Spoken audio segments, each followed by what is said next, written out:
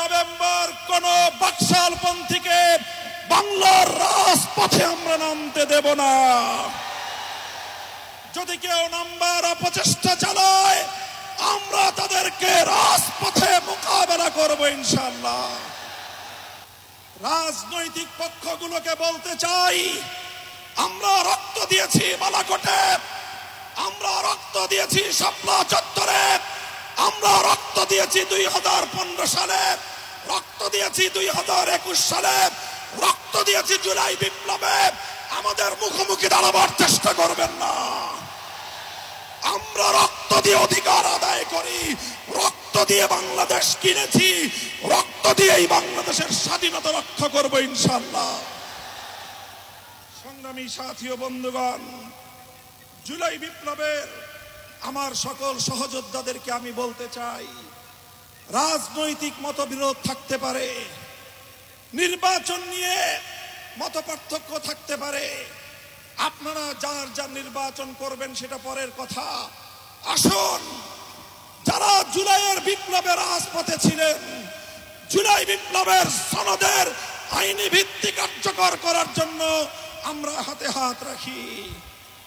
সংগ্রামী সাথী ও বন্ধুগণ, সর্বশেষ বক্তব্য, আগামী 13 তারিখ জুলাই সনদের গণভোটকে কেন্দ্র করে সরকারি সিদ্ধান্তের দিকে আমরা তাকিয়ে আছি।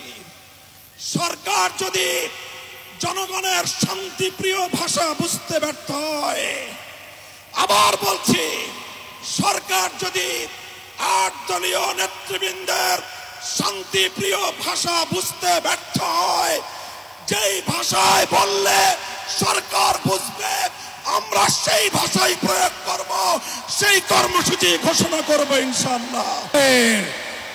নারায়ে তাকবীর, নারায়ে তাকবীর।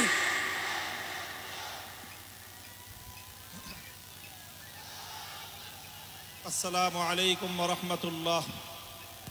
আলহামদুলিল্লাহি রাব্বিল আলামিন, ওয়াসসালাতু ওয়াসসালামু আলা সাইয়্যিদিল আমবিয়া ওয়াল মুরসালিন ওয়া আলা আলিহি ওয়া সাহবিহি আজমাইন। আউযু বিল্লাহি মিনাশ শাইতানির রাজীম। বিসমিল্লাহির রহমানির রহিম। ইন্নাল্লাযীনা ক্বালু রাব্বুনাল্লাহু সুম্মা ইসতাকামু ফালা খাউফুন আলাইহিম ওয়া লা হুম ইয়াহজানুন। সাদাকাল্লাহুল আযীম। দেশপ্রেমিক ও ইসলামী সমমনা 8টি রাজনৈতিক দলের উদ্যোগে আয়োজিত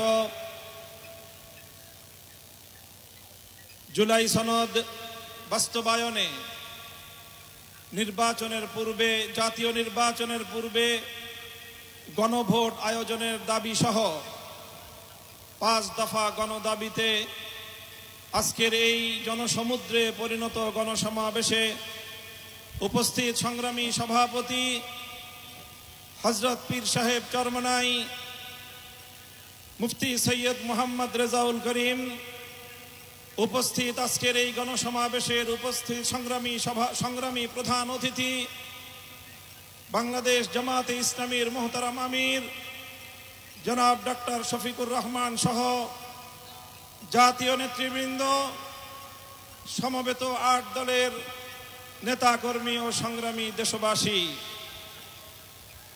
আজ এই ঐতিহাসিক পল্টন ময়দানে দাঁড়িয়ে আমি স্পষ্টভাবে দেখতে পাচ্ছি বাংলাদেশ আজ 2 ভাগে বিভক্ত।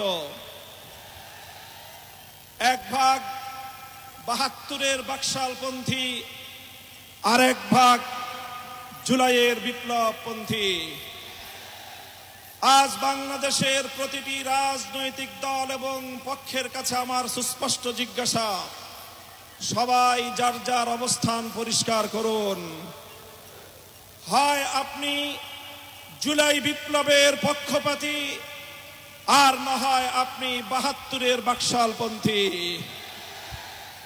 72-এর পরাজিত বাকশালপন্থীরা আগামী 13 নভেম্বর বাংলাদেশের বিরুদ্ধে লকডাউনের নামে যুদ্ধের ঘোষণা দিয়েছে।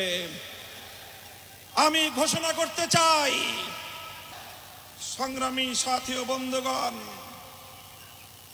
2024-এর জুলাই বিপ্লব সহস্রাধিক তাজা প্রাণের রক্তের বিনিময়ে অর্জিত এই বিপ্লব। এই বিপ্লবের ভিত্তিতে আগামী বাংলাদেশ পরিচালিত হওয়ার জন্যই ঐক্যমতের ভিত্তিতে জুলাই সনদ প্রণীত হয়েছে। এই জুলাই সনদ কোন কাগজে সনদ হিসেবে আমরা দেখতে চাই না। জুলাই সনদকে আমরা আগামীর বাংলাদেশের রূপরেখা হিসেবে দেখতে চাই। এজন্য আমরা ৮ দলের পক্ষ থেকে বলেছি, অনতিবিলম্বে জুলাই সনদকে সরকারি আদেশের মাধ্যমে এর প্রাথমিক আইনি ভিত্তি প্রদান করতে হবে।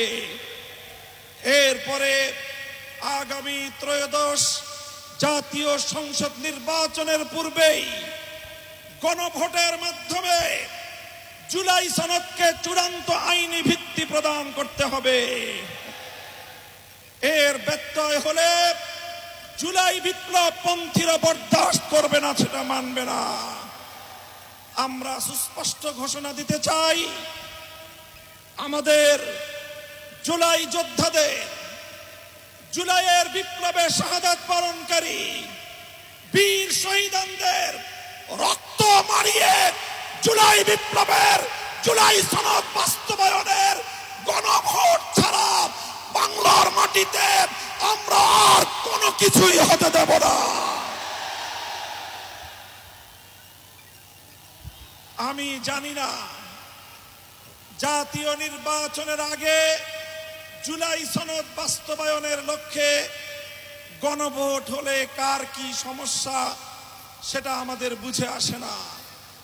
আমাদের সমস্যা হলো জুলাই সনদের গণভোট ছাড়া যদি জাতীয় সংসদ নির্বাচন অনুষ্ঠিত হতে থাকে, জাতীয় সংসদ নির্বাচন যদি তফসিল ঘোষণা হয়ে বাস্তবায়িত হয়, অনুষ্ঠিত হয়, সেখানে অনেকগুলো বড় বড় জটিলতার সৃষ্টি হবে।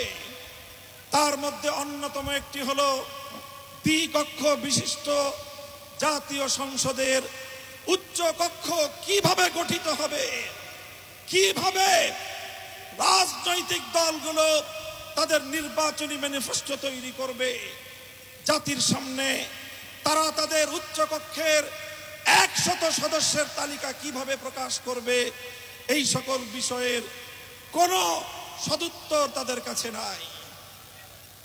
যারা জুলাই সনদের গণভোট জাতীয় সংসদ নির্বাচনের আগে অনুষ্ঠানের ক্ষেত্রে বিরোধিতা করছেন, আমরা তাদের সমস্যার কথা জানতে চাই। কোনো যুক্তি নাই, কোনো যুক্তি নাই।